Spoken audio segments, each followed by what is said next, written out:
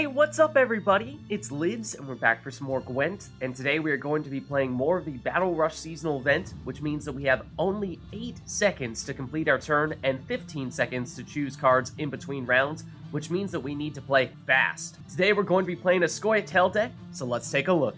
So because we have so little time to take our turn in the Battle Rush seasonal event, we want to simplify our deck as much as possible and automate as many things as we can to minimize the number of clicks that we make so that we can take our turn as quickly as possible and avoid having to burn a card if our turn gets cut short. So with that in mind, today's deck will be a variation on the typical Scoia'Tael movement deck, removing cards that take a lot of time to use. For example, because I know someone's going to ask, that means no Malenia, who is normally a fantastic card for Scoia'Tael movement decks in the standard rule set, will not make it into this deck because using an order ability every turn is going to take far more time than we can afford to use. And for our leader ability on this deck, we will use Guerilla Tactics because it is very effective with Scoia'Tael movement. However, it is time consuming, so use it with caution. First card in the deck will be Gezras of Leyda. When we play it in the melee row, at the end of our turn, he will move to the range row and boost a random allied unit by 1. When he's in the range row, at the end of our turn, he will move to the melee row and damage a random enemy unit by 1. If we have 3 or fewer cards in our hand, then he will instead boost all units or damage all units in those rows. So this card has a ton of both automated damage and boosting, which makes it the perfect match for this seasonal event. Next, we have Yrden, who can reset the power of all units in a row. This is primarily for our opponents get one really big row. Being able to reset that can be very effective. Next, we have Korathi Heatwave, which will banish a unit or an artifact. This is primarily for if our opponent has one really strong unit or one really powerful artifact, like a scenario, then we can remove it. Next, we have a card that I'm not even going to try to pronounce. Let's call it the Unicorn. If we play it in the melee row, each player will summon the highest provision cost unit from their deck into the melee row. For us, this would start off as being Gezras. If we play it in the range row, then each player would summon the lowest provision cost unit from their deck into the range row. This is both another way to get Gezras onto the playing field and also a way to potentially fish out our opponent's best cards without having them use their deploy abilities because this is summon, not play. If we do already have Gezras in our hand, or if we've already played him, then we can play this card in the range row, and while that card obviously won't be as powerful as Gezras, it will still have some useful abilities that we'd like to have. Next, we have Geralt of Rivia, who destroys an enemy unit with 9 or more power. This is similar to Korathi Heatwave, a way of destroying one of our opponent's strongest cards. Next, we have Stygga Castle, which is the Scoia'Tael location. It has resilience, so it will stick around from one round to the next. And when we play it, we spawn a card of our choosing. Either a Cat Witcher Adept, a Cat Witcher Mentor, or a Cat Witcher Saboteur. My personal preference among this group is the Cat Witcher. It also has an order ability to move 3 allied units to the other row, which can set up some of our other cards. This card does take a little bit more time to use than many of our other cards, so use it with caution. Next, we have Brehen, and he will destroy the rightmost unit in an enemy row as long as that row has 5 or more units. If we have 3 or fewer cards in our hand, then that enemy row can have 3 or fewer units instead. It's a little bit easier to pull it off in that case. Next, we have Saer Qu'an. After 2 turns, it will boost itself by 10 at the end of our turn, so this is a way of getting a ton of passive boosts, if we can keep it safe until it gets that boost off. Next, we have Gaetan, and when we play him, he will move every other unit in the row in which we play him to the other row, and then deal 1 random damage for every unit that we move in the process. Next, we have the prize-winning cow, which starts off as just a 1 strength unit, but after a turn, we can use its order ability to transform it into a short, making it into a 10 strength unit. So this card is similar to Saer Qu'an in that it is vulnerable at the beginning, but then becomes very powerful a little while later. This card does, however, take a little bit longer to use because it does have an order ability. Fortunately, as order abilities go, this is about as quick as it gets. Next, we have Stammelford's Tremors, which will deal 1 damage to all enemy units. We have a lot of random damage in this deck, but this is a way of guaranteeing that we get 1 damage to every unit out there. Next, we have a couple of Hawker Smugglers. If we play them in the melee row, then they will boost a random unit in our hand by 1 at the end of our turn. Although these cards are not necessarily movement-centric, they are a passive source of generating boosts, so they do work well in this seasonal event. Next, we have Barrage, which deals 4 damage to an enemy unit and moves it to the other row. So this is one of our biggest forms of targeted damage and can also work well with some of the cards that we're going to see in just a minute. And that unit is the Dol Blathanna Sentry. If we play it in the melee row, then whenever an enemy unit moves, it will get damaged by 1. If we play it in the range row, then every time an allied unit moves, then it will get boosted by 1. Most of the time, we're going to play this in the range row because we have a lot of automated self-movement. But if you don't have many of those cards in your hand, and you have some of the other cards that move opposing units, then this could make more sense to play in the melee row. Next, we have a couple of Dryad Matrons, and these are some of those cards that have the automated movement. At the end of our turn, they will move to the rightmost spot on a row, and then boost the unit to the left by 1. And because this card stops moving once it's the rightmost card in a row, we want to have other cards that move around it so that it keeps on wanting to move further to the right. Next, we have the Cat Witcher, and this is another one of those cards with automated movement. At the end of our turn, it will change rows and then damage a random enemy unit on the opposite row. If we have 4 or fewer cards in our hand, then that will be 2 damage instead. Next, we have the Dwarf Berserker, and this is not a card that you would normally see in Scoia'Tael movement decks. However, there are a couple of reasons why we're including it. One is that it has automatic damage at the end of our turn, so it works well when we have short turns. The other is that it is also tied for our lowest provision cost unit, so this is one of the cards that we could end up summoning if we were to play our Unicorn in the range row, and this is a card that doesn't have a deploy ability, so it does work well even if it gets summoned. And last, we have another special card that will move an enemy unit to the opposite row, and then if it is moving to a row that is empty, it will deal 4 damage to that card. If that row does have other cards in it, then it will deal 4 bleed instead.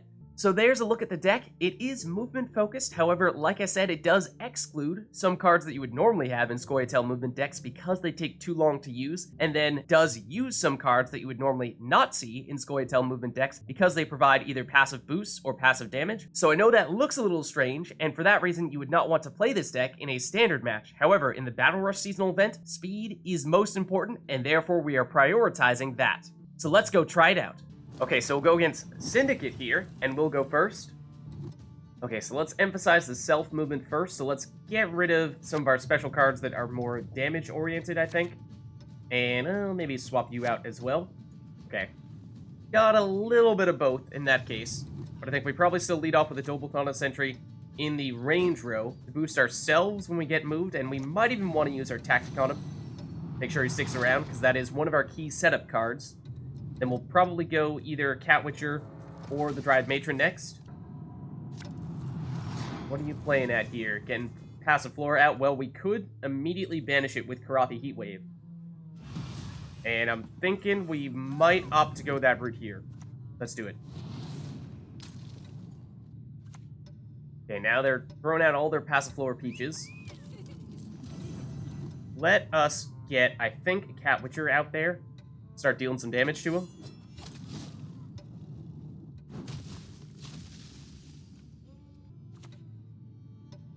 And yes, seems like many of the cards that you would normally play with Passive Flora. Makes sense. Now, how about we get more of our movement out there? Or we could even just outright destroy the card that they just played. Why don't we try that?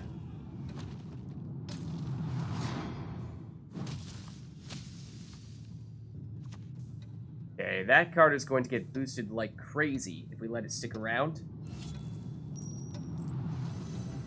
Though we don't have a great way to destroy it until it gets bigger. So I think for now, let's play the Dryad Matron, get some more self-movement, and when this does get boosted like crazy, we'll use something like Geralt of Rivia to destroy it, or even Geralt Yrden to reset it. Okay, so they'll summon some of these guys. I think at this point, let's play our location and use that to get another Cat Witcher out here. Even more of the movement, even more of the self-boosting, and even more of the damage. Okay, more summoning copies. And Gezras is now a safe play to make. I think we might even go that route here.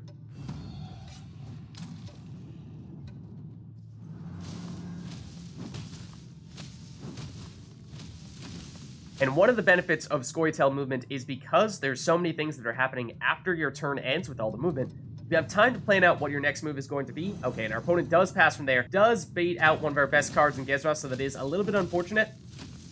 But we do still take the round 1 victory.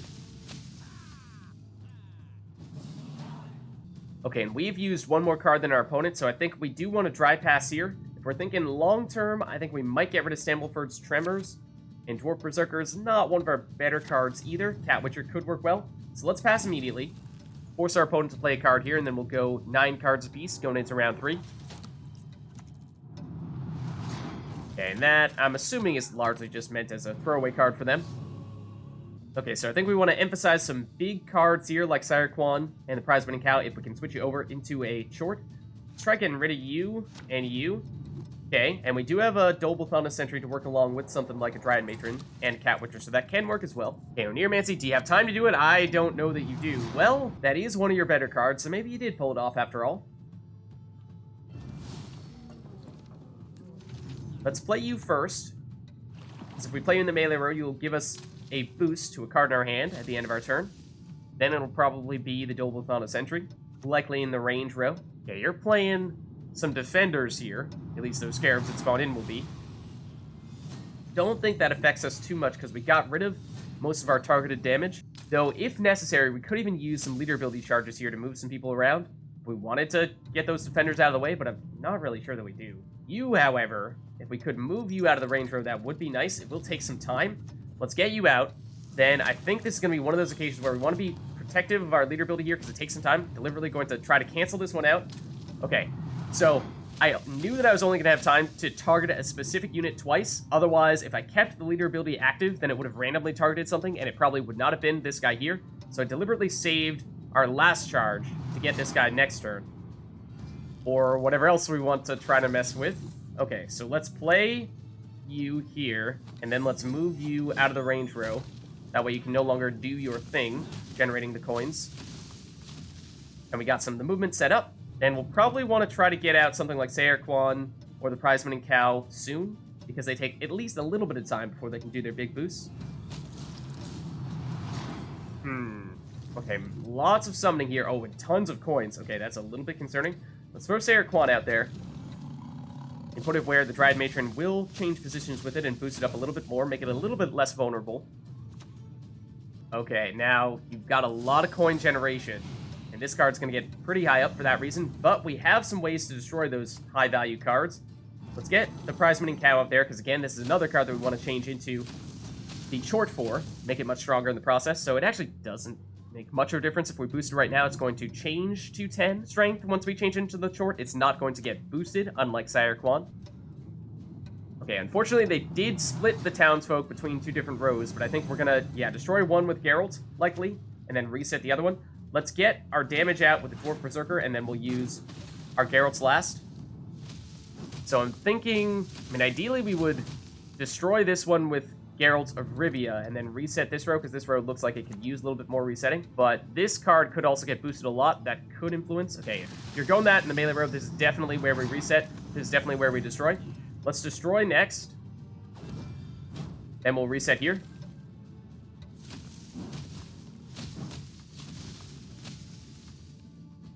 And we hope our opponent doesn't have any source of resetting, because our range row is looking pretty beefy right now.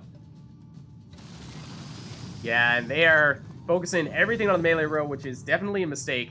They may not have known that we were going to have that. And that is why I love to have Geralt Yrden in our hand, for that exact situation there, where our enemy loads up on one row, and we can swipe a lot of that strength from them in one fell swoop. It's the perfect ace up your sleeve. Okay, so we'll be against Nilfgaard here, and they will go first.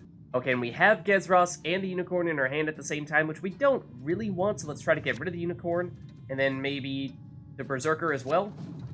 Pick up Gaetan, I think that's fine. We have a couple of the Hawker Smugglers, so we're probably going to want to lead off with those. Oh, well, actually, this only gets boosted for every card we have on the playing field, not in our hand, so I think at least to start things off here, this should be fine. We could even banish if we really wanted to. This is a very strong card, gets boosted every time. Yeah, we have something get boosted on the playing field.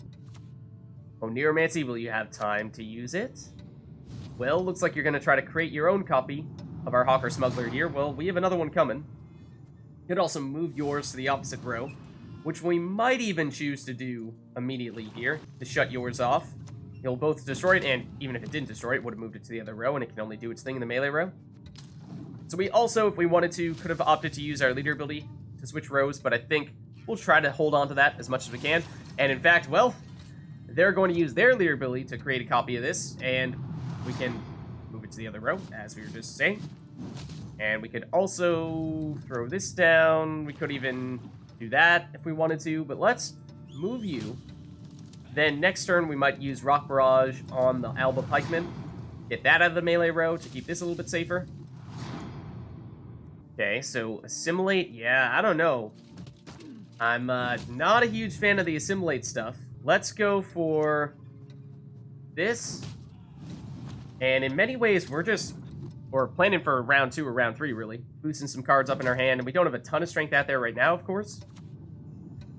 But okay, you're going to try to make a copy of this. But we'll see how this works, because we are not using any of our high strength units, or high damage units, like the Cat Witcher, plus Dryad Matron.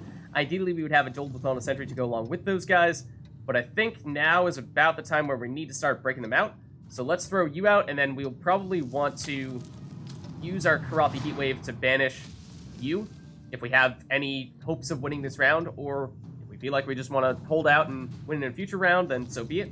Do we have enough strength to steal this one here? I'm not sure we do. I think even if we were to destroy you with a Korathi Heatwave, that's only reducing 10 strength. So I think we wait this one out for round 2 and round 3.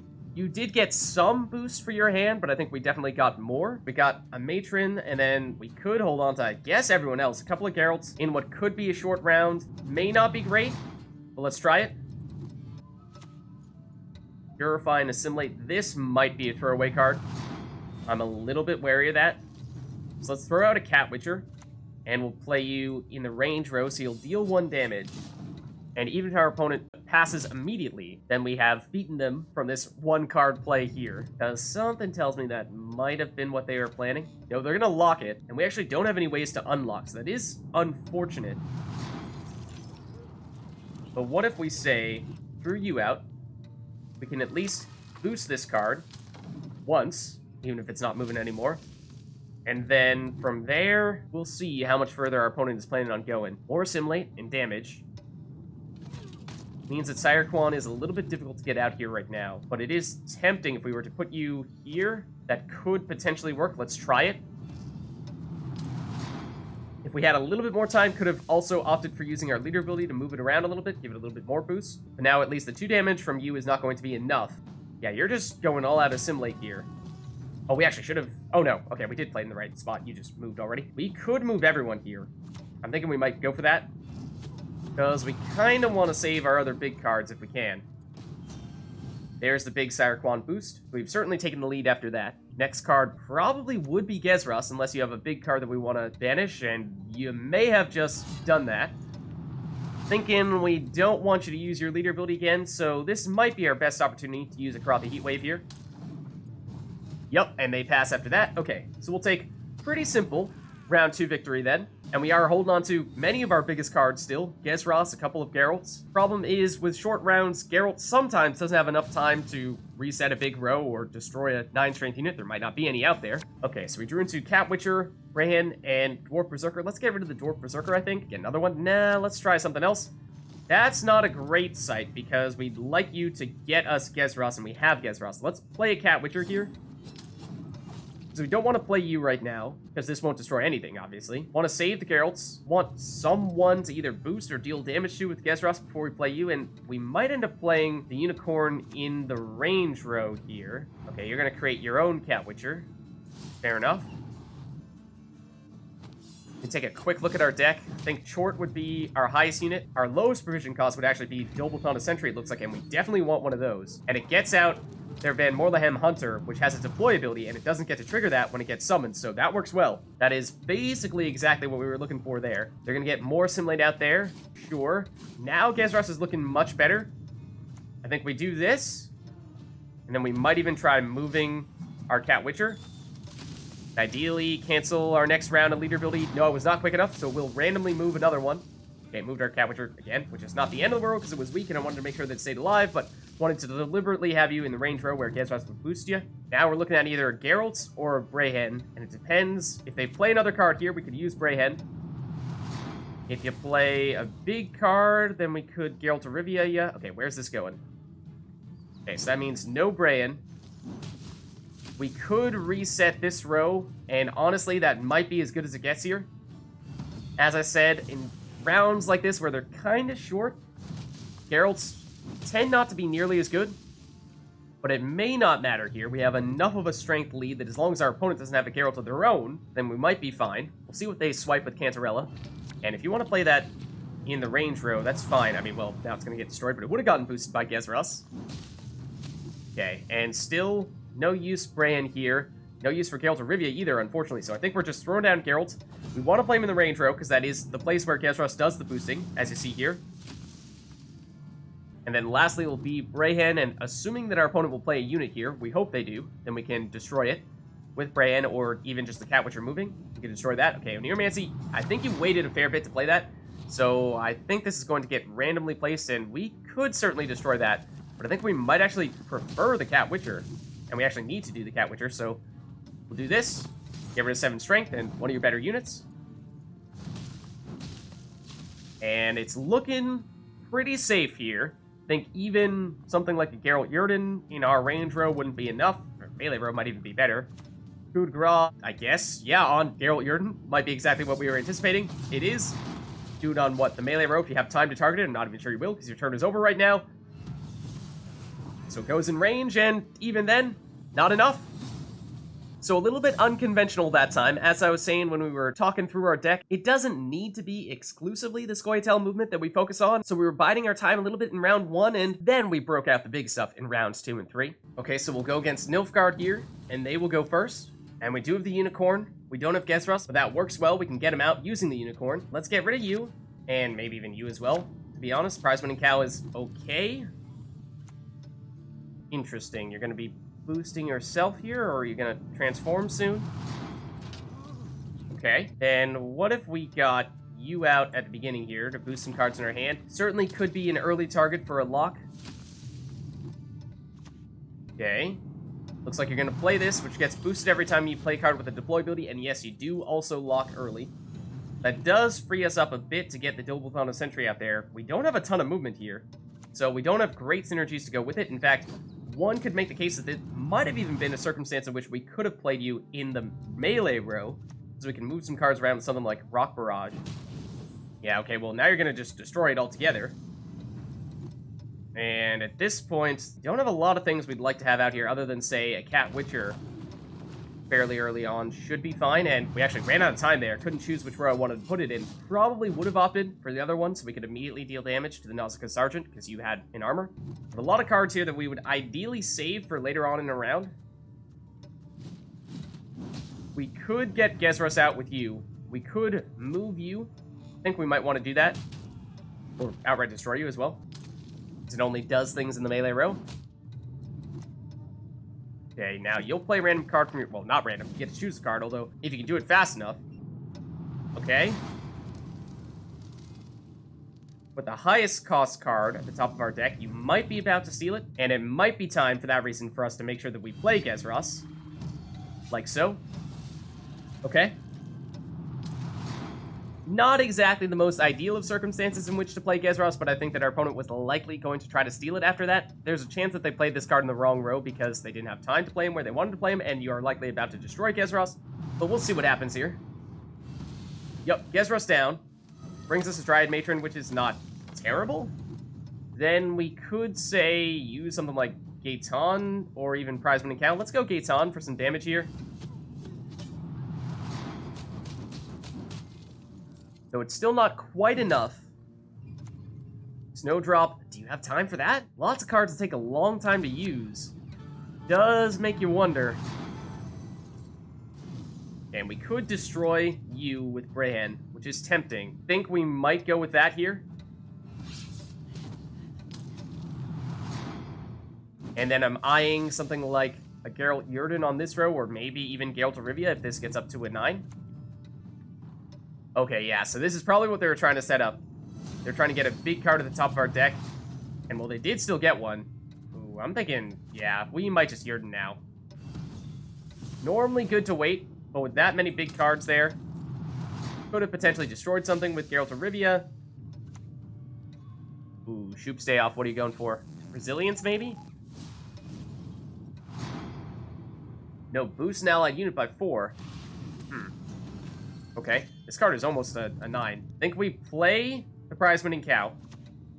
And it is a little bit of a risk here. But we hope that we have one more turn in which to get the job done. Use our order ability. It is catching our opponent's attention. Okay, they have their location. What are they going to do with it?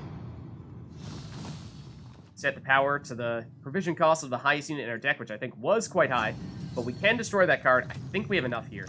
It's gonna be close, though. Get rid of you. Transform you. Yes, it is enough. Okay, that's fine, then. So we'll take the round 1 victory there. Both of us have held on to our leader abilities. Okay, so we have no units here. Let's change that. We still have no units. Okay, this is not good. I think we might even instantly pass here. Of course, we'd like to win if we're on even cards like this, but this just doesn't work. Because we, play this. It boosts a card in our hand, except we don't have any cards that can get boosted, so this is basically a throwaway. And then these cards can't do anything when they're the only cards we have. Definitely not the situation that we wanted to find ourselves in there. Now, our opponent will go first in this round, which will give us last say, which will be helpful. And we do have a card advantage as well, so that's not bad. So what if we say, got rid of you, Stammelford's Tremors, we probably do want more units. Yeah, okay. I think this could actually work in our favor then. Okay, if you're gonna play a Master of Disguise, then one would assume you're looking to lock soon. I think we still play you first, and at least get 1 turn off of getting a bit of a boost here. But likely, yeah, to see something like this. But we could just move you with our leader ability. Not much of a problem there, or even something like this. Or we could outright banish you. That's kind of tempting, I think. Let's get the Cat Witcher out. And let's just... yeah, actually, we'll banish you next turn. Should have banished you immediately.